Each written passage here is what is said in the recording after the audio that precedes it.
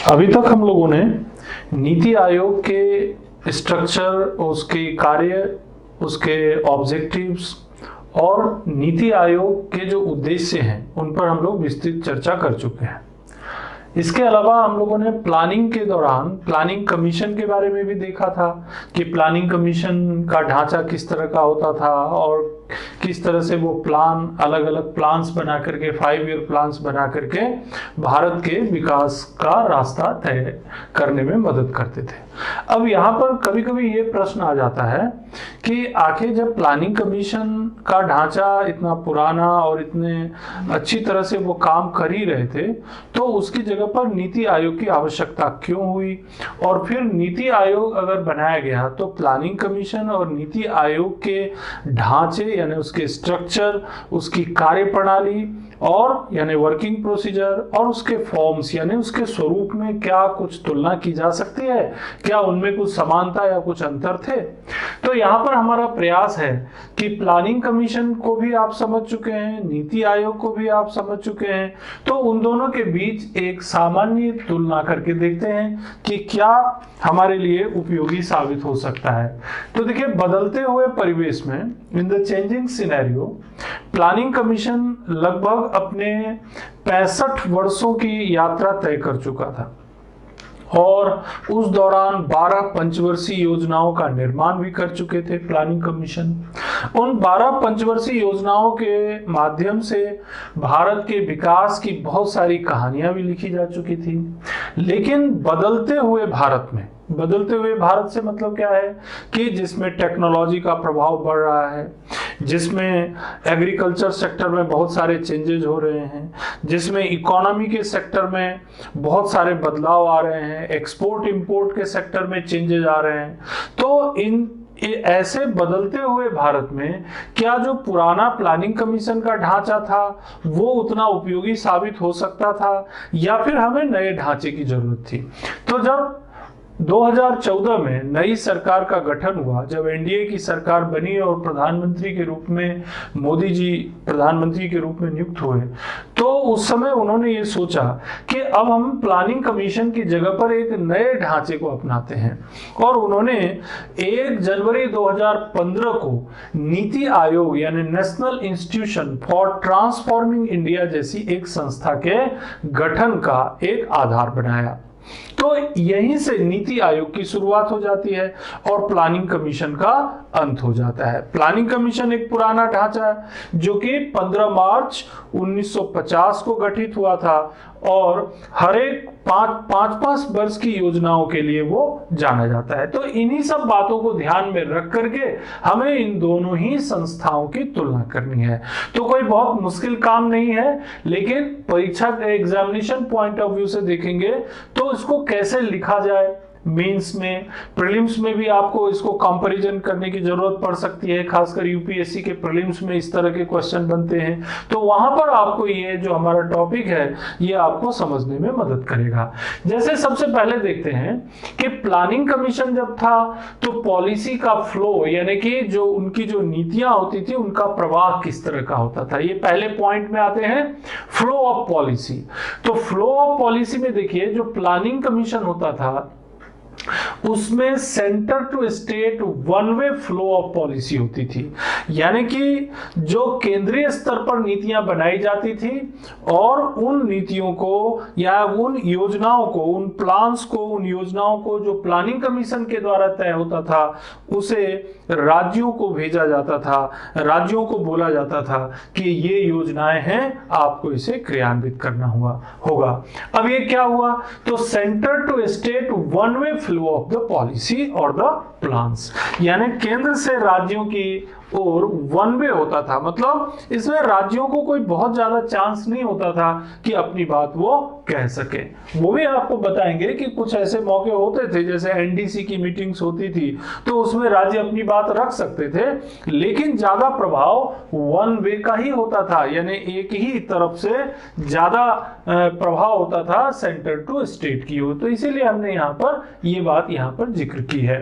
दूसरी बात, जब नीति आयोग की चर्चा करेंगे तो देखिए यहां पर ऐसा ढांचा बनाया गया है कि genuine and continuing partnership of states. यहां पर क्या ढांचा है? जेन्युइन एंड कंटिन्यूइंग, मतलब केवल ये नहीं है कि स्टेट को महत्व दे रहे हैं, ये कहने की बात नहीं है, मतलब जेन्युइन वास्तविक तौर पर और लगातार स्टेट्स से बातचीत की जाएगी, उनको मौका दिया जाएगा, उनसे चर्चा की जाएगी और पॉलिसी बनाने में, प्लान्स बनाने में उनसे सहयोग लिया जाएगा और उनके विचारों को महत्व दिया जाएगा। तो जब आप इसका ढांचा देखते हैं, स्ट्रक्चर देखते हैं, तो वहां आपको पता चल जाता है, जैसे गवर्निंग काउंसिल में देखते हैं या स्टेट विंग जो हमारा जो गवर्निंग काउंसिल होता है या रीजनल काउंसिल होता है या टीम इंडिया विंग जो होता है हमारे ये नीति आयोग का, इन सब में ये जो राज्य हैं, इन राज्यों का प्रभाव आपको दिखाई पड़ता है। तो ये बात सही है कि genuine and continuing partnership of states, तो यहां पर दोनों फ्लो ऑफ पॉलिसी के आधार पर आप तुलना कर सकते हैं कि आखिर नीतियों या योजनाओं का प्रभाव कैसा था। तो प्लानिंग कमीशन में सेंटर से स्टेट की ओर था, यानी कि ये परपेंडिकुलर हुआ करता था, यानी कि ये लंबवत हुआ करता था, ऊपर से बना नीतियां और नीचे की ओर जा रही है। और नीति आयोग में क्या है? हॉरिजॉन्टल, यानी दोनों बराबरी के स्तर पर हैं, राज्य भी अपनी बात कह सकते हैं और केंद्र भी अपनी बात कह सकते हैं, तो दोनों का स्तर जो है वो बराबर है। तो ये क्या हो गया? हॉरिजॉन्टल, और ये क्या हो गया? Planning commission perpendicular. इस तरह से आप फ्लो पॉलिसी को दिखा सकते हैं। और देखते हैं डिस्क्रिमिनेशन। अब ये क्या होता है? डिस्क्रिमिनेशन मतलब क्या प्लानिंग कमीशन जो प्लान्स बनाते थे, तो क्या उस प्लान को इम्प्लीमेंट करने का जो तरीका होता था, जब राज्यों को बोला जाता था कि ये योजना आपके राज्य के लिए है, ये योजना पूरे देश के लिए है और आपको इतना फंड दिया जाता है, तो क्या इसमें कभी भेदभाव होता था? तो इसमें जब स्टडी करते हैं तो ये पाया जाता था कि प्लानिंग कमीशन का जो काम करने का तरीका था, उसमें भेदभाव की संभावना बढ़ जाती थी। ये तो नहीं कहेंगे कि हमेशा ही भेदभाव होता था, लेकिन sometimes discrimination was made when parties at center and state level were different। होता था जनरली, जब केंद्र में किसी और पार्टी की सरकार हो और राज्यों में किसी और पार्टी की सरकार हो, तो कई बार फंड एलोकेशन में, योजनाओं को प्रायोरिटी देने में ये भेदभाव देखने को मिलता था। और जब ये भेदभाव होता था तो कई बार केंद्र और राज्यों के बीच क्या हो जाते थे? डिस्प्यूट्स, विवाद खड़े हो जाते थे, जिसके कारण कई बार जो टारगेट होते थे, जो लक्ष्य होता था प्लानिंग कमीशन का, वो पूरा नहीं हो पाता था। तो टारगेट नॉट अचीव्ड, और उसके कारण जो लक्ष्य था वो पूरा नहीं हो पाता था। तो यहां पर आपने देखा कि भाई प्लानिंग कमीशन के साथ ये समस्या होती थी कि भेदभाव की संभावना बढ़ जाती थी, लेकिन नीति आयोग में डिस्क्रिमिनेशन की संभावना कम हो जाती है। डिस्क्रिमिनेशन हो सकता है लेकिन संभावना कम हो जाती। क्यों? क्योंकि देखिए नीति आयोग का जो गठन होता है उसमें प्रधानमंत्री होते हैं और प्रधानमंत्री के अलावा जो उसके डिप्टी चेयरमैन है वो भी हैं, और इसमें दो और बड़ी संस्थाएं, एक है गवर्निंग काउंसिल और दूसरा है रीजनल काउंसिल।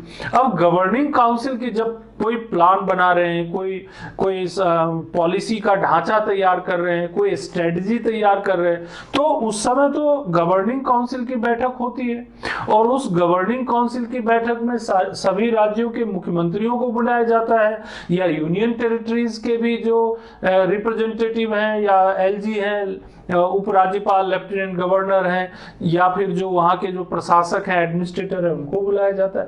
तो पहले ही ये तय कर लिया जाता है कि पॉलिसी का स्वरूप क्या होगा, किस राज्य को कि कितनी मदद की जाएगी, क्या सहायता किया जाएगा, प्लान का स्वरूप क्या होगा।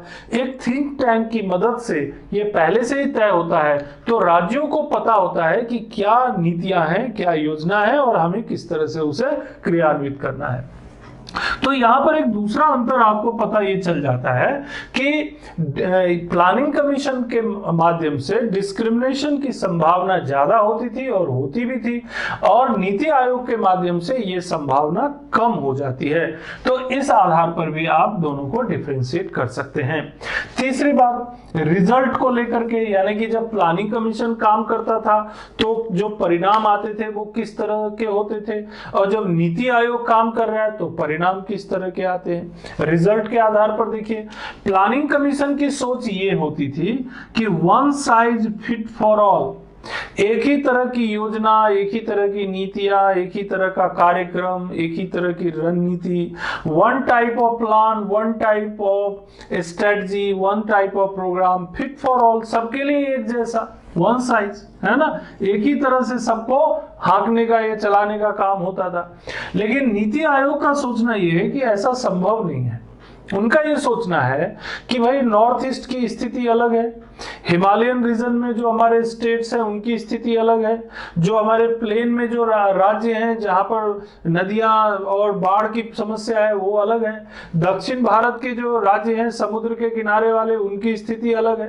तो कहने का मतलब ये हो गया कि नीति आयोग की सोच अलग है और उसका परिणाम भी अलग दिखाई पड़ता है। यहां पर परिणाम ये होता था कि कई बार जो योजना बनाई जाती थी, द प्लान्स वर फॉर्म्ड, जो योजना बनाई जाती थी वो योजना सभी राज्यों के लिए एक समान नहीं होती थी, और वो उसके कारण से क्या होते थे कि राज्य जब उन योजनाओं को क्रियान्वित करते थे तो उनके हिसाब से वो फिट नहीं होता था, जिसके कारण से कई बार योजनाएं फेल हो जाती थी, कई बार योजनाएं असफल हो जाती थी और बाद में उसे सुधार करना पड़ता था, या फिर केंद्र और राज्य के बीच ये विवाद का कारण बन जाता था, डिस्प्यूट हो जाता था सेंटर और स्टेट के बीच। सेंटर ये आरोप लगाते थे कि हमने तो बहुत अच्छी योजना बनाई थी, आपने, स्टेट्स को बोलते थे आपने इंप्लीमेंट नहीं किया, और राज्य ये कहते थे कि भाई ये योजना जो आपने बनाई हमसे पूछ के बनाई नहीं, हमारे राज्य के हिसाब से ये हो ही नहीं सकता, हमारी खुद की ये समस्या है। तो कहने का मतलब ये हुआ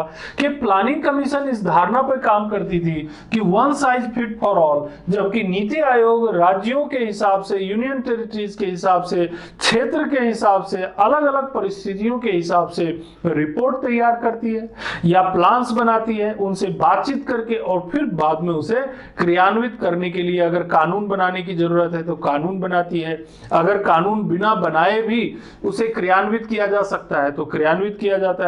तो राज्यों से बातचीत करके तय करने से रिजल्ट जो है वो सकारात्मक, पॉजिटिव आने की संभावना ज्यादा होती है और विवाद भी कम हो जाते हैं। एक और बिंदु पर चलते हैं, कंट्रोल, नियंत्रण।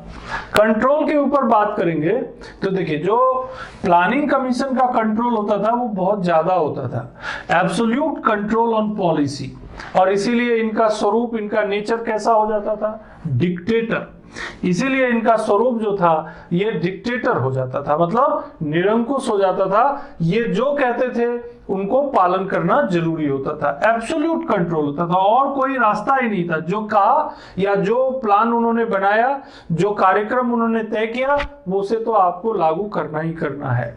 यहां पर नीति आयोग के साथ क्या होता है कि ये नो कंट्रोल ऑन पॉलिसी, इनका काम सिर्फ ये है कि जो भी समस्या है उसके बारे में खूब रिसर्च करो, विशेषज्ञों की मदद लो, विशेषज्ञों की मदद से योजनाएं तैयार करो, प्रोग्राम बनाओ, नीतियों का ढांचा तैयार करो, रणनीति बनाओ, स्ट्रेटजी कैसे लागू करेंगे, और सरकार को दे दो, गवर्नमेंट को दे दो। गवर्नमेंट ये तय करेगी कि उन योजनाओं, उन नीतियों, उन कार्यक्रमों के लिए क्या आवश्यकता है, क्या कानून बनाने की जरूरत है, क्या संसद में पारित कराए जाने की जरूरत है, या फिर राज्यों से सहयोग करके उसे सीधे क्रियान्वित करने की जरूरत है। तो नीति आयोग का कंट्रोल वो जो योजना या वो जो नीति या जो कार्यक्रम बनाया गया है उस पर नहीं होता है, वो केवल एक थिंक टैंक के रूप में, एक सोचने वाली संस्था के रूप में, एक अनुसंधान के रूप में, एक अनुसंधान करके बेहतर से बेहतर नीति योजना बनाने का एक ढांचा जो है वो पैदा करती है, उत्पन्न करती है नीति आयोग। तो प्लानिंग कमीशन क्या हो गया? एब्सोल्यूट कंट्रोल ऑन पॉलिसी, यानी कि जो पॉलिसी बनाई, जो योजना बनाया, जो कार्यक्रम बनाया, उसके जो प्रमुख होते थे प्लानिंग कमीशन के, वो भी स्वयं प्रधानमंत्री होते थे। तो प्रधानमंत्री स्वयं उनके प्रमुख होते थे। प्लानिंग कमीशन में जो भी तय होता था, अब ये है कि वो केंद्रीय स्तर पर तय हुआ और फिर उसे लागू करने के लिए वो क्या करते थे, जो मैंने एक बिंदु में आपको बताया भी है यहाँ पर, ये देखिए 9वें नंबर बिंदु पर ये है कि प्लानिंग कमीशन के द्वारा जो प्लान होता था, वो प्लान चला जाता था कैबिनेट के पास। जो प्लान तैयार होता था 5 ईयर प्लान, वो कैबिनेट के पास चला जाता था। कैबिनेट, चूंकि वहां प्रधानमंत्री, उसके कैबिनेट की अध्यक्षता कौन करेंगे? प्राइम मिनिस्टर करेंगे। तो प्राइम मिनिस्टर के पास चला गया, तो वो जो प्लान बना वो वहां भी प्रधानमंत्री है, कैबिनेट की बैठक में भी प्रधानमंत्री है। अब वहां से चला जाता था वो एनडीसी के पास, नेशनल डेवलपमेंट काउंसिल के पास। एनडीसी जो है उसमें रहते थे कैबिनेट मिनिस्टर भी होते थे, प्राइम मिनिस्टर भी होते थे और राज्यों के चीफ मिनिस्टर भी होते थे। तो ये जो एनडीसी की जब बैठक होती थी, तो इसमें ये लोग तय करते थे कि भाई ये प्लान है, और अब आप राज्यों को बुलाया जाता था कि ये प्लान है, योजना बन चुकी है, ये पंचवर्षीय योजना, इसे आप क्रियान्वित कीजिए एनडीसी की बैठक में। और उसके बाद फिर उसे पार्लियामेंट में भेजा जाता था। तो पार्लियामेंट में भेजना तो एक औपचारिकता रहती थी, क्योंकि सरकार सामान्यतः उनकी होती थी जो ऑलरेडी प्लान बना रहे होते थे, या जो प्राइम मिनिस्टर होते थे तो वो बहुमत में होते थे। तो पार्लियामेंट में भी वो एक औपचारिकता के रूप में भेजा जाता था और वो अप्रूव होके चला जाता था। तो एनडीसी जो थी वो संस्था जो है, वो प्लानिंग कमीशन के द्वारा बनाई गई पंचवर्षीय योजना को अनुमोदित करती थी, और उसमें मुख्यमंत्रियों से मदद ली जाती थी या मुख्यमंत्रियों से बातचीत की जाती थी। अब देखिए यहां पर क्या हो रहा है कि प्लानिंग कमीशन जो है, ये मतलब प्लानिंग कमीशन ये नहीं पूछ रहा है मुख्यमंत्रियों से कि प्लान क्यों बनाए या कैसे बनाए या इसमें क्या चीज रखें, आपकी प्रॉब्लम क्या है। यहां पर यह पूछा जा रहा है एनडीसी में कि ये प्लान है और इसे आपको लागू करना है। अगर आपको कोई प्रॉब्लम है, कोई सुझाव है, तो वो दे दीजिए, बाकी तो फिर प्लान ऑलरेडी बन ही चुका है। तो इस तरह से ये एक बेसिक डिफरेंस हो जाता है कंट्रोल को लेकर के, कि प्लानिंग कमीशन का एक बहुत ज्यादा कंट्रोल होता था प्लान्स के ऊपर, जबकि नीति आयोग का केवल इतना नियंत्रण है कि नीति आयोग उन योजनाओं को, उन कार्यक्रमों को तैयार करेंगे, उसकी रिपोर्ट सरकार को सौंप देंगे और सरकार उसको अपने तरीके से क्रियान्वित करेगी। तो कंट्रोल को लेकर के भी ये अंतर दिखाई पड़ता है।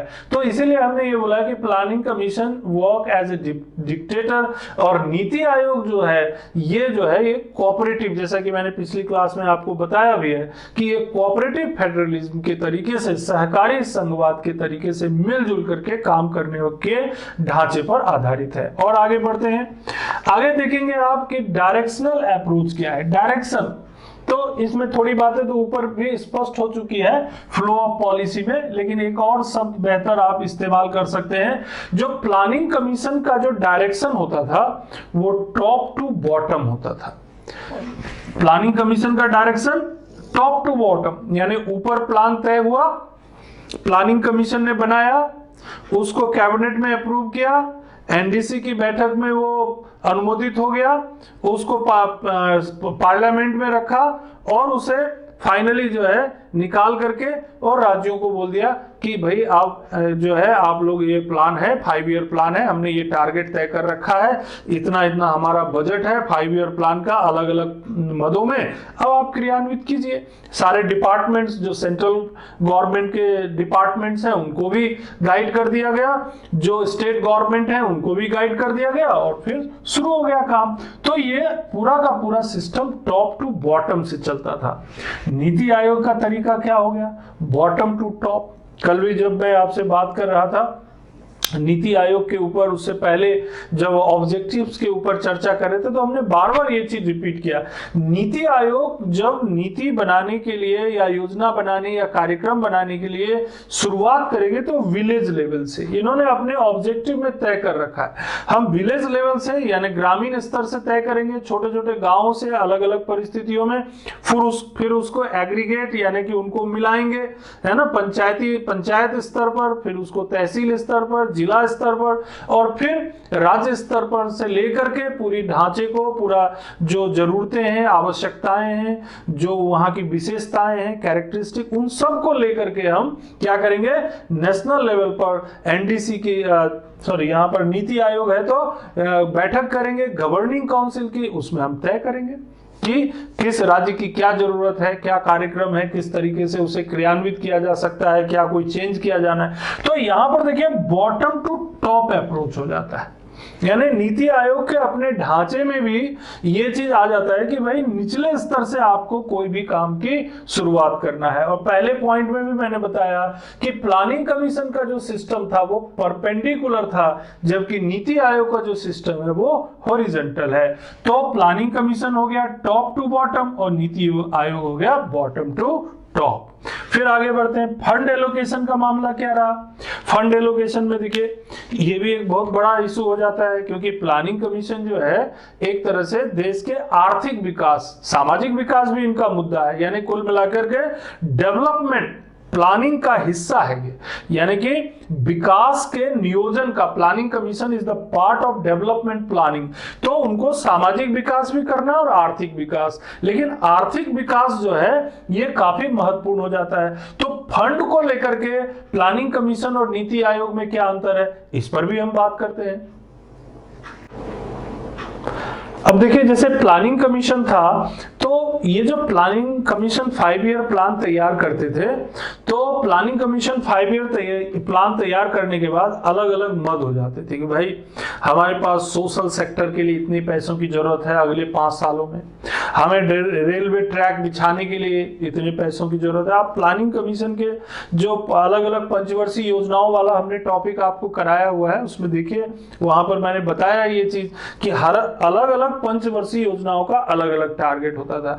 पहली पंचवर्षीय योजना थी तो उसमें उन्होंने जो है एग्रीकल्चर और इंडस्ट्री दोनों पर बराबर ध्यान दिया, और उसी योजना के दौरान जो है कुछ एग्रीकल्चर को ध्यान में रखते हुए कुछ 5 ईयर प्लान्स भी शुरू किए। तो अब उसके लिए फंड तो एलोकेट किया होगा, तो ये एलोकेशन का अधिकार भी प्लानिंग कमीशन को हो जाता था, क्योंकि प्लानिंग कमीशन के स्वयं जो चेयरपर्सन होते थे वो प्राइम मिनिस्टर होते थे। तो एक तो प्लानिंग कमीशन में लोग जो होते थे वो कुछ स्पेशलिस्ट लोग भी होते थे, उस समय भी कुछ विशेषज्ञों को रखा जाता था, कुछ कैबिनेट मंत्री भी होते थे, प्राइम मिनिस्टर खुद होते थे। तो अपने आप में प्लानिंग कमीशन एक बहुत ही शक्तिशाली संस्था, पावरफुल संस्था थी।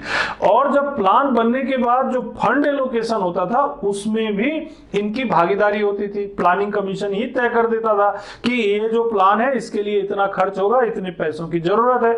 बाद में उसे मैनेज किया जाता था वित्त मंत्रालय के द्वारा या वित्त आयोग के द्वारा, यानी planning commission comes on top.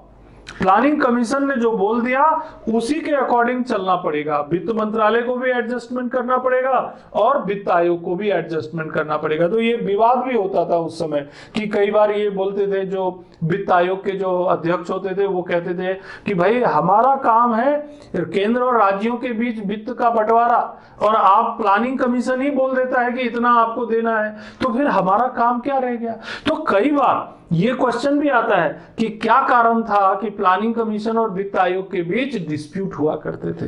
तो यहां पर आपको इस माध्यम से मैं बताने का प्रयास कर रहा हूं कि प्लानिंग कमीशन जो था इसी कारण से वित्त आयोग से डिस्प्यूट होता था कि कई बार फंड का एलोकेशन भी प्लानिंग कमीशन ही कर देता था। अब देखिए नीति आयोग में क्या होता है, नीति आयोग को फंड एलोकेट करने से कोई मतलब ही नहीं है। नीति आयोग का काम है क्या है, नीति आयोग जो है एक तरह से एक रिसर्च विंग के रूप में काम करता है, एक थिंक टैंक के रूप में काम करता है। उसका काम है देश के विकास की बेहतर से बेहतर योजनाएं बनाओ, किस तरह की नीतियों की जरूरत है, पॉलिसीज की जरूरत है, उन पॉलिसीज को का ड्राफ्ट तैयार करो। अगर मान लीजिए कोई शॉर्ट टर्म स्ट्रेटजी की जरूरत है, कोई रणनीति की जरूरत है, तो वो रणनीति का या कार्यक्रम का ढांचा तैयार करो, और उन रणनीति, उन नीतियों और कार्यक्रमों को आप सरकार को रिपोर्ट दे दो। सरकार उसके मुताबिक अपना काम आगे बढ़ाएगी, अपना काम करेगी। तो इसीलिए इनको no power to allocate government funds, only provide ideas for economic growth on the needs of the state and the centre. Clear बात है कि नीति आयोग जो है कोई फंड एलोकेशन का काम नहीं करेगी। फंड एलोकेशन का काम जिनका है वो करेंगे, वित्त मंत्रालय करेगा बजट के माध्यम से, और जो वित्त आयोग है वो केंद्र और राज्यों के बीच जो उनका आर्टिकल 280 जो जिसके तहत वित्त आयोग का गठन होता है, और उसके तहत उनको जो कुछ अधिकार भी दिए गए हैं कि भाई जो विभाजनीय कर हैं, डिविजिबल टैक्सेस हैं, उसके वो जो कलेक्ट होता है उसके आधार पे आप बताइए कि केंद्र के पास कितना होना चाहिए, राज्य के पास कितना होना चाहिए, वो आप तय कर दीजिए। और जो योजना, जो नीति कार्यक्रम है नीति आयोग ने तय किया है, अगर उतना फंड उनको मिल जाता है तो उसे वो क्रियान्वित करेंगे, अगर कम पड़ता है तो सरकार उसे देखेगी। तो नीति आयोग को फंड एलोकेशन से कोई मतलब नहीं आता है, तो इसीलिए नीति आयोग का वित्त आयोग से या वित्त मंत्रालय से कोई विवाद भी नहीं होता, क्योंकि नीति आयोग अपने आप में एक थिंक टैंक यानी कि योजना या कार्यक्रम बनाने के लिए उत्तरदायी है, न कि वित्त के बंटवारे को लेकर। तो यहां पर आपने देखे flow of policy, discrimination, NITI Aayog और प्लानिंग कमीशन से जो रिजल्ट निकल के आते थे, कंट्रोल, उनका डायरेक्शन किस तरह का होता था, और फंड एलोकेशन के ऊपर बात की। कुछ और बिंदुओं पे चर्चा करते हैं। एक देखिए, स्टेट पार्टिसिपेशन को लेकर के बहुत ज्यादा चर्चा होती है, और जब नीति आयोग बनाया गया तो उस समय भी इसके ऊपर बहुत बातचीत हुई, और जो तत्कालीन गवर्नमेंट थी, मोदी सरकार ने इस बात को काफी अच्छी तरह से रेखांकित किया, अंडरलाइन किया कि हम जो नीति आयोग बना रहे हैं ये प्लानिंग कमीशन से इसलिए डिफरेंट है क्योंकि हम वास्तविक तौर पर सहयोगी संघवाद स्थापित करना चाहते हैं। We really want to establish cooperative federalism, जिसको हमने पिछली क्लास में आपको बताया है। तो अगर आपने, वही फिर बात होगी कि अगर आपने चैनल को सब्सक्राइब नहीं किया है तो आप उसे सब्सक्राइब कर लीजिए, और इन महत्वपूर्ण टॉपिक्स को आप जरूर पढ़िए। आप चाहे यूपीएससी दें या एमपीपीएससी दें या स्टेट पीएससी का एग्जाम दें या कोई भी ऑल ओवर इंडिया कोई भी कॉम्पिटिटिव एग्जाम देंगे, आपको वो फायदा तो करेगा ही करेगा। साथ ही साथ अभी जो भारत में जो राजनीतिक विवाद होते हैं, कई बार डिस्प्यूट्स होते हैं अलग अलग मुद्दे पर, उसे समझने में भी आपको मदद मिलेगी। लेकिन इसके लिए आप चैनल सब्सक्राइब कीजिए, अगर हो सके तो आप उस पर कमेंट भी कर सकते हैं, उसे आप शेयर भी कर सकते हैं, और इन सब चीजों के लिए आप जो है हमारे चैनल का उपयोग कर सकते हैं। और आने वाले समय में और भी महत्वपूर्ण मुद्दे आएंगे, बहुत सारी चर्चा होगी जो आपके लिए बेनिफिशियल होंगे। लेकिन यहां पर हम बात कर रहे हैं स्टेट पार्टिसिपेशन के ऊपर। तो स्टेट पार्टिसिपेशन में आप देखिए कि हमारे पास कितनी सारी चीजें हैं नीति आयोग में। गवर्निंग काउंसिल की बैठक होती है ना, अभी 2019 में भी हुई है गवर्निंग काउंसिल की बैठक, और उसके बाद भी अलग अलग मुद्दों पर आप देखिए, जैसे अभी कोरोना का टाइम चल रहा है, उस मुद्दे पर भी मुख्यमंत्रियों से चर्चा होती है ना। और तो इस तरह से नीति आयोग जो है वो राज्यों के महत्व को बढ़ाता है। क्यों? क्योंकि गवर्निंग काउंसिल में राज्यों के मुख्यमंत्री भी होते हैं, और राज्यों के मुख्यमंत्रियों के अलावा यूनियन टेरिटरी के जो लेफ्टिनेंट गवर्नर हैं या जो एडमिनिस्ट्रेटर हैं वो भी होते हैं। साथ ही नीति आयोग के में जो कैबिनेट मिनिस्टर्स वगैरह वो भी हैं, और नीति आयोग के जो फुल टाइम मेंबर्स हैं, जो उसके जो विशेषज्ञ सदस्य हैं वो भी होते हैं। तो अगर किसी राज्य के मुख्यमंत्री को कोई समस्या है या राज्य को लेकर उन्हें कोई बात कहनी है तो गवर्निंग काउंसिल की बैठक में ही वो कह सकते हैं। इसके अलावा देखिए एक और व्यवस्था की हुई है, रीजनल काउंसिल। अगर किसी रीजन को लेकर के प्रॉब्लम है, चाहे वो नॉर्थ ईस्ट रीजन हो, चाहे वो भारत का जो है हिमालयन रीजन हो, चाहे वो साउथ सदर्न इंडिया का रीजन हो, अगर कोई क्षेत्रीय कोई मुद्दा है और 2, 3, 4 राज्यों के मुख्यमंत्रियों को कोई बात कहनी है तो रीजनल काउंसिल की बैठक में भी बात कर सकते हैं। टीम इंडिया विंग भी एक हमारा नीति आयोग का हिस्सा है, महत्वपूर्ण हिस्सा है, जिसमें राज्यों के प्रतिनिधि भी होंगे, नीति आयोग के जो मेंबर्स होंगे वो भी होंगे, प्रधानमंत्री भी होंगे। टीम इंडिया हो गया मतलब हर एक राज्य के प्रतिनिधि, यूनियन टेरिटरी के प्रतिनिधि, और लगातार बातचीत। टीम इंडिया का मतलब ही ये हो गया कि लगातार टीम में बातचीत होती रहेगी कि अगर किसी राज्य को कोई प्रॉब्लम है या कोई बात कहनी है उनको, तो बेझिझक कंसर्न डिपार्टमेंट को यानी भारत सरकार के मंत्रालय को बोल सकते हैं, और भारत सरकार के मंत्रालय में जो है उस पर चर्चा होगी कि भाई ये राज्य जो है ये हमसे ये बात कह रही है। तो कहने का मतलब ये है यहाँ पर कि स्टेट पार्टिसिपेशन नीति आयोग में बढ़ जाता है। और प्लानिंग कमीशन में क्या होता था? प्लानिंग कमीशन में जैसा कि मैंने पहले ही बताया आपको कि प्लानिंग कमीशन प्लान तैयार करता था। प्लान तैयार करके एनडीसी की बैठक में, यानी पहले तो कैबिनेट की बैठक में, फिर एनडीसी, नेशनल डेवलपमेंट काउंसिल, है ना, राष्ट्रीय विकास परिषद की बैठक में लाया जाता था। राष्ट्रीय विकास परिषद की बैठक में मुख्यमंत्री आते थे या यूनियन टेरिटरीज के जो रिप्रेजेंटेटिव होंगे वो आते थे। साथ में जो प्लानिंग कमीशन के जो सदस्य होते थे वो भी होते थे, प्रधानमंत्री तो होते ही होते थे। अब ये देखिए आप क्या होता था, वहां पर एनडीसी की बैठक में जाके मुख्यमंत्री अपनी बात रखते थे और जब एनडीसी की बैठक में चर्चा होती थी तब तक बहुत कुछ तय हो चुका होता था। प्लानिंग कमीशन में 5 ईयर प्लान का एक ढांचा तैयार हो चुका होता था और कई बार तो प्लानिंग कमीशन की बैठक जो है ये प्लान्स बनने से पूरी तरह कंप्लीट होने से पहले भी अगर हो जाती थी तो भी उसका स्वरूप कहीं ना कहीं प्लानिंग कमीशन पहले से तय कर लेता था।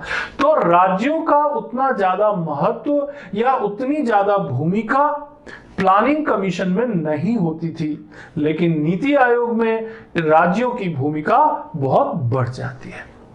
ठीक है, तो इस आधार पर भी स्टेट का पार्टिसिपेशन आप देख रहे हैं किसमें ज्यादा है, नीति आयोग में ज्यादा है, प्लानिंग कमीशन में कम होता था। तो यहाँ एनडीसी का भी रोल मैंने इसलिए बताया क्योंकि ये सब चीजें आपको ये समझने में, चीजों को समझने में, कंपेयर करने में मदद करता है। और आगे बढ़ते हैं, स्ट्रक्चर देख लीजिए आप, स्ट्रक्चर के आधार पर भी डिफरेंस कर सकते हैं।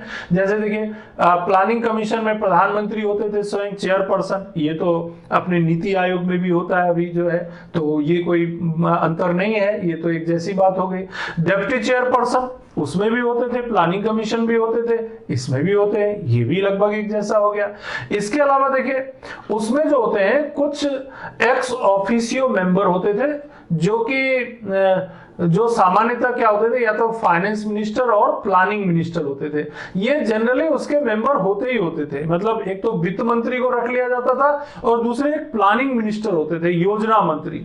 ये स्वाभाविक रूप से प्लानिंग कमीशन के मेंबर होते थे, एक्स ऑफिशियो मेंबर। ठीक है, अभी भी एक्स ऑफिशियो मेंबर होते हैं, जैसे अभी 4 मिनिस्टर होते हैं। 4 मिनिस्टर जो हैं ये जनरली होते हैं, हम अलग से एक टॉपिक आपको कराएंगे, उसमें सारा ढांचा बताएंगे और अभी वर्तमान में जो पोस्ट होल्डर है उनके बारे में भी बताएंगे। तो आपको थोड़ा इंतजार करना पड़ेगा, उस टॉपिक पर हम अलग से आपको ले चलेंगे क्योंकि वो एक विस्तृत और समझने वाला टॉपिक है और उसके ऊपर क्वेश्चन भी बन सकता है, तो थोड़ा आप इंतजार कीजिए।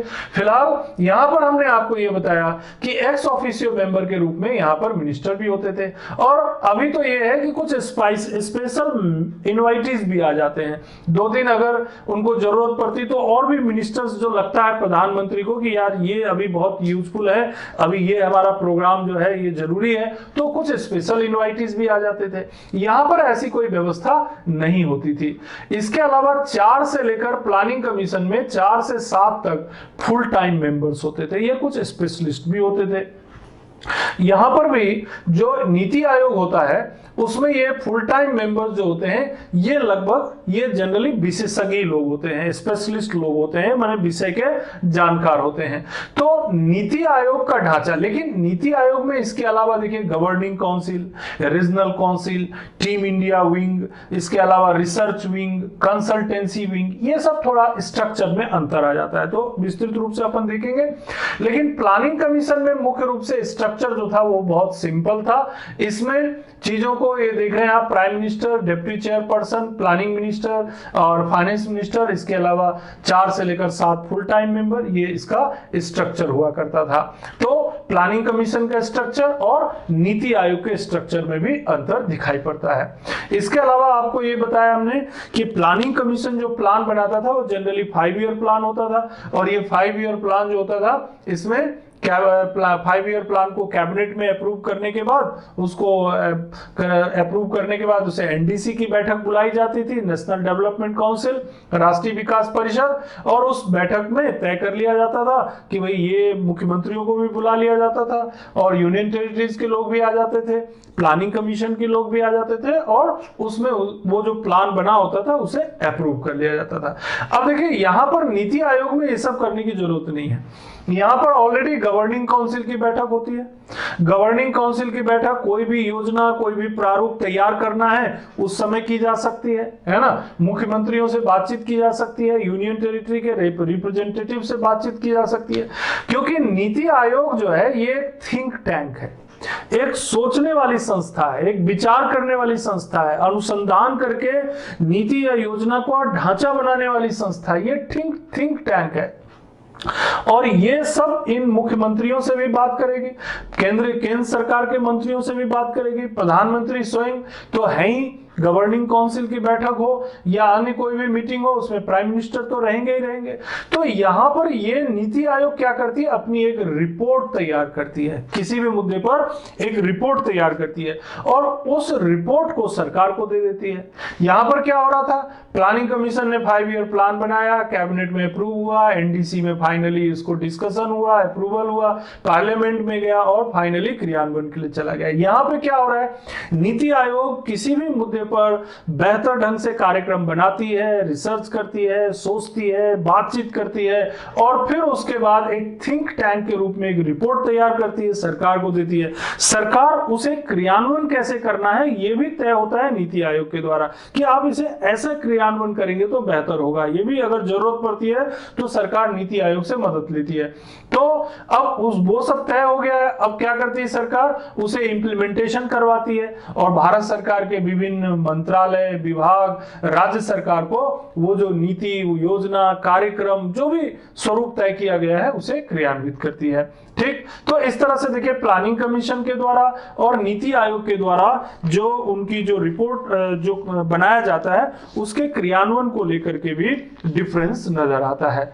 डिस्प्यूट्स भी आप देखिए, जैसे प्लानिंग कमीशन के बारे में हम चर्चा कर रहे थे तो आपको बताया कि कभी कभी तो प्लानिंग कमीशन इतना पावरफुल होता था कि इसे सुपर कैबिनेट बोल दिया जाता था। क्या बोल देते थे, सुपर कैबिनेट। सुपर कैबिनेट इसलिए क्योंकि भाई इसमें ये होता था कि कैबिनेट की भले ही केंद्र सरकार के कैबिनेट की भले ही कुछ भी मर्जी हो, भले ही किसी मंत्रालय के मंत्री की सोच कुछ भी हो, लेकिन प्लानिंग कमीशन ने तय कर दिया, क्योंकि उसमें प्रधानमंत्री स्वयं होते थे, प्लानिंग कमीशन ने तय कर दिया कि यही काम होना है, यही योजना या यही नीति को क्रियान्वित करना है, तो किसी की मजाल नहीं है किसी मंत्री की कि उसे बदल दे। तो क्या हो गया, प्लानिंग कमीशन जो है कैबिनेट के ऊपर एक सुपर कैबिनेट बन गया, यानी कैबिनेट में क्या तय होगा यह प्लानिंग कमीशन में तय हो जाता था। कई बार तो यह भी देखने को मिला। तो कई आलोचक, ये कोई यूनिवर्सल नहीं है, कुछ आलोचना करने वाले लोग प्लानिंग कमीशन को सुपर कैबिनेट बोल देते थे। ठीक, और मैंने आपको एक एग्जाम्पल के रूप में बताया भी था कि कुछ वित्त आयोग के जो अध्यक्ष थे उन लोगों ने भी इसको लेकर के थोड़ी प्रॉब्लम उनको हुई, तो उन्होंने ये भी कहा कि भाई जब फंड एलोकेट करना या केंद्र राज्यों के बीच फंड का बंटवारा करना हमारा काम है और ये तय तो प्लानिंग कमीशन कर देती है, तो फिर फाइनेंस कमीशन की जरूरत क्या है, फाइनेंस कमीशन खत्म कर दो, आप तो प्लानिंग कमीशन से ही काम करा लो। तो कई बार प्लानिंग कमीशन और फाइनेंस कमीशन के बीच डिस्प्यूट भी हो जाता था। अभी जब नीति आयोग की आप बात करते हैं तो ऐसा कोई विवाद देखने को पिछले 2015 से लेकर अभी तक 2020 तक का अभी रिकॉर्ड देखेंगे तो ऐसा कोई बड़ा विवाद सामने नहीं आया। हाँ, कुछ राज्यों ने जहां पर कि ये एनडीए से संबंधित सरकारें नहीं थी, उन लोगों ने कुछ मुद्दों पर ऑब्जेक्शन उठाया कि हमसे ज्यादा चर्चा नहीं होती है या हमारी बातों को सुना नहीं जाता है। तो ये तो एक राजनीतिक मसला है, लेकिन ऐसा कोई विवाद देखने को नहीं आया कि नीति आयोग ने फंड एलोकेशन में कोई जो है बहुत अपना प्रभाव दिखाने की कोशिश की या फिर वित्त आयोग के साथ उनका कोई डिस्प्यूट हुआ, ऐसा कोई विवाद देखने को नहीं मिलता है। इसके अलावा देखिए आप, जो प्लानिंग कमीशन है, प्लानिंग कमीशन और वो काम करने के लिए जो है 5 ईयर प्लान का इस्तेमाल करती है। प्लानिंग कमीशन क्या करती है, 5 ईयर प्लान, मतलब उनके पास टूल क्या था, तो प्लानिंग कमीशन के पास टूल था विकास का 5 ईयर प्लान, जिसके बारे में आप लोगों ने हमारे एक लेक्चर में विस्तृत रूप से पढ़ा। पहली पंचवर्षीय योजना से 12वीं पंचवर्षीय योजना तक किस पंचवर्षीय योजना की क्या खासियत थी, वो सब आपने पढ़ा। तो यहाँ पर क्या चीज अपन डिफरेंशिएट करने के लिए एक चीज देख सकते हैं कि planning commission has the tool of 5 year plan, पंचवर्षीय योजना के माध्यम से विकास करना चाहते थे।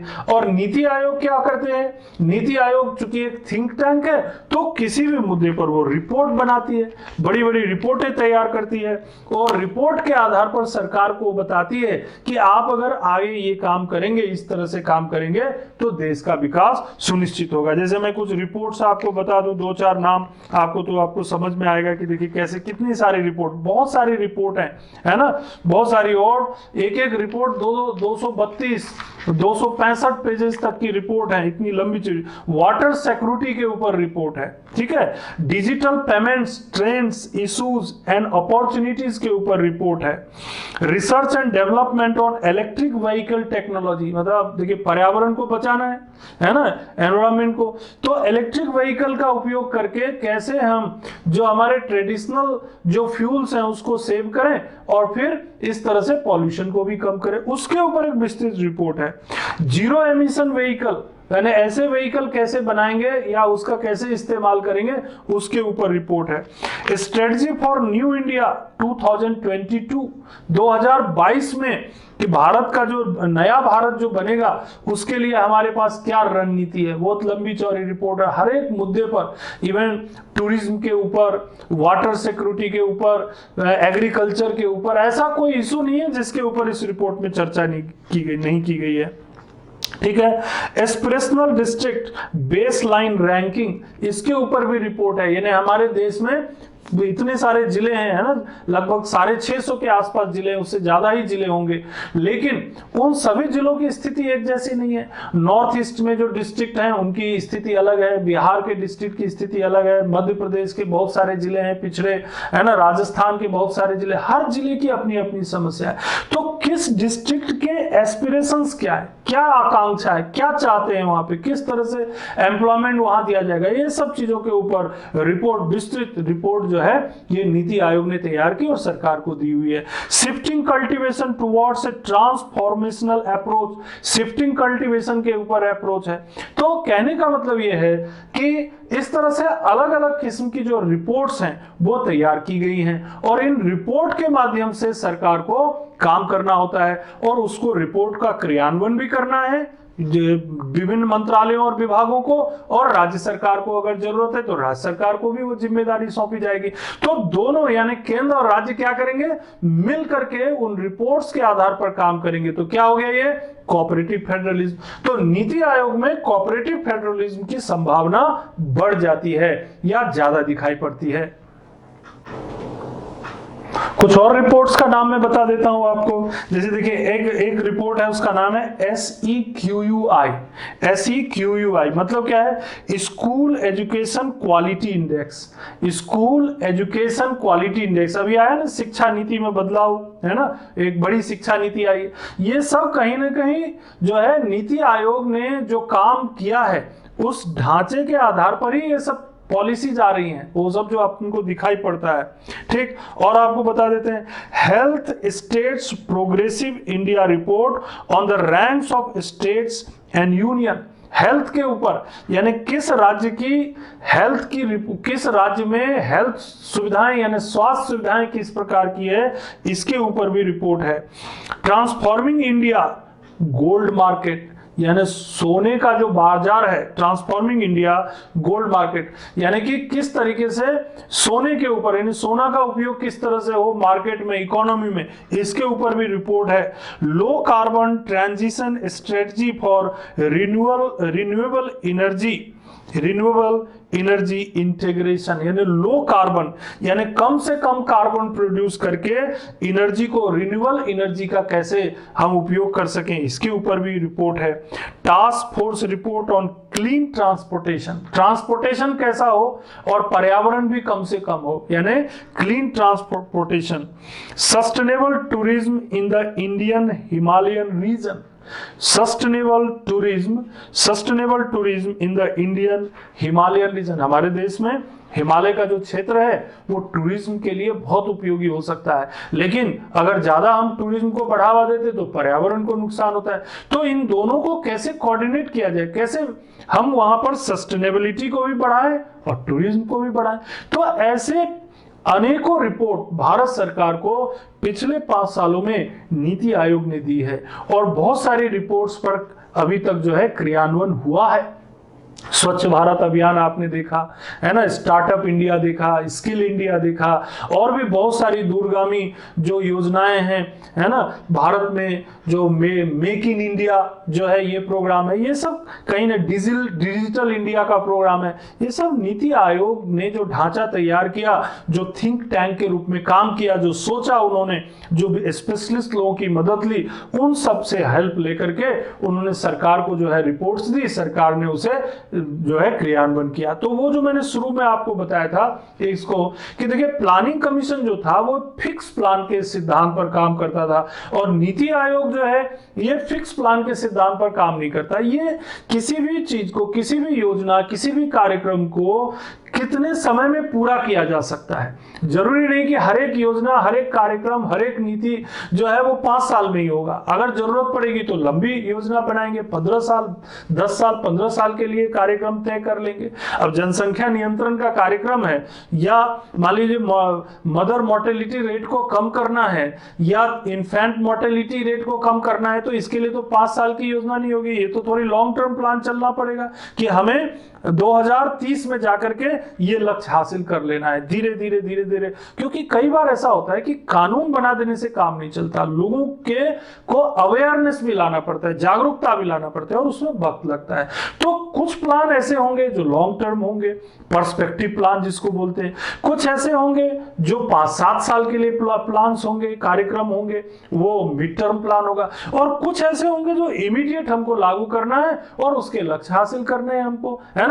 जैसे स्वच्छ भारत अभियान हमने अगले काफी जल्दी शुरू कर दिया, लेकिन उसमें तय कर लिया कि हम अगले 3 साल या 4 साल में पूरे भारत में जो है ओपन डिफेकेशन को से मुक्त कर लेंगे। तो शॉर्ट टर्म प्लान भी करना पड़ता है। तो नीति आयोग अलग अलग तरह की योजना बना करके, कार्यक्रम बना करके सरकार को देती है, सरकार उसे केंद्र और राज्य के, केंद्र के अलग अलग विभाग और राज्य सरकार की मदद से उसे क्रियान्वित करती है। तो इस तरह से प्लानिंग कमीशन जो था उसने भी काफी बेहतर काम किया था, उन्होंने काफी दूर तक देश को, मतलब काफी दूर तक लाया, और नीति आयोग अब नए सिरे से नई परिस्थितियों में बदलते हुए भारत के अनुरूप काम करते हुए विकास के लिए काम कर रहे हैं। तो दोनों का अपना अपना महत्व है, इसीलिए हम ये नहीं कह सकते कि प्लानिंग कमीशन अच्छा नहीं था या नीति आयोग अच्छा नहीं है।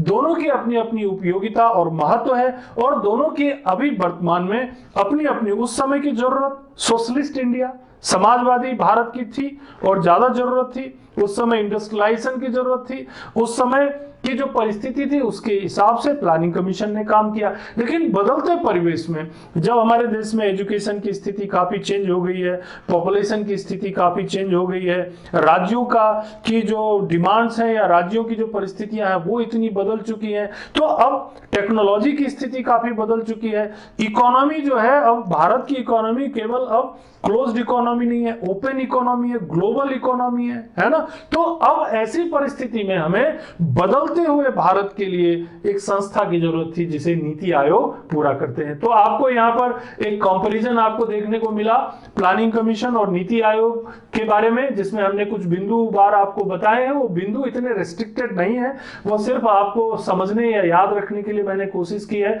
जैसे फ्लो ऑफ पॉलिसी को लेकर के, डिस्क्रिमिनेशन को लेकर के, प्लानिंग कमीशन और नीति आयोग के परिणामों को लेकर, कंट्रोल को लेकर, कंट्रोल किस तरह से, डायरेक्शन को लेकर, फंड एलोकेशन को लेकर, किस तरह से फंड का एलोकेशन नीति आयोग और प्लानिंग कमीशन को जो है डिफरेंशिएट होता है, स्टेट पार्टिसिपेशन की स्थिति क्या है, प्लानिंग कमीशन में क्या है, नीति आयोग में क्या है, स्ट्रक्चर में क्या, दोनों में अंतर क्या है, समानता क्या है, इसको लेकर के भी आपको बताया। प्लानिंग कमीशन जो प्लान बनाती थी वो किस तरीके से प्लान बना करके कैबिनेट और एनडीसी के माध्यम से उसे जो है आगे ले जाते थे, वो भी आपको बताया। और नीति आयोग क्या काम करती है, बहुत सारे नाम भले ही नीति आयोग है, लेकिन यहाँ पर national institution for transforming India है, बदलते हुए भारत के लिए नेशनल इंस्टीट्यूशन, एक राष्ट्रीय संस्था है। इस संदर्भ में इसे ध्यान रखिए, है ना।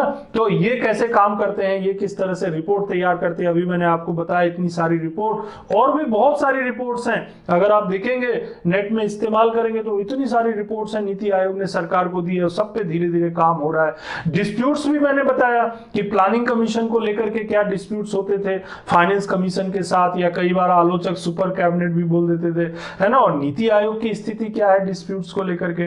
इसके अलावा प्लानिंग कमीशन जो है ये किस तरीके से 5 ईयर प्लान बना करके, और उनकी जो कैरेक्टरिस्टिक होती थी वो कैसी होती थी। 5 ईयर प्लान में आपने देखा अलग अलग विशेषताएं होती थी। हर पंचवर्षीय योजना में किसी में उद्योगों में जोड़ दिया जाता था, किसी में एग्रीकल्चर पर जोड़ दिया जाता था, किसी में दोनों चीजों पे जोड़ दिया जाता था, सब में टारगेट तय होता था, अचीवमेंट कितना हुआ ये देखना पड़ता था, फिर आगे की पंचवर्षीय योजना लागू होती थी। ऐसे पंचवर्षीय यानी फिक्स प्लान के आधार पर काम करती थी।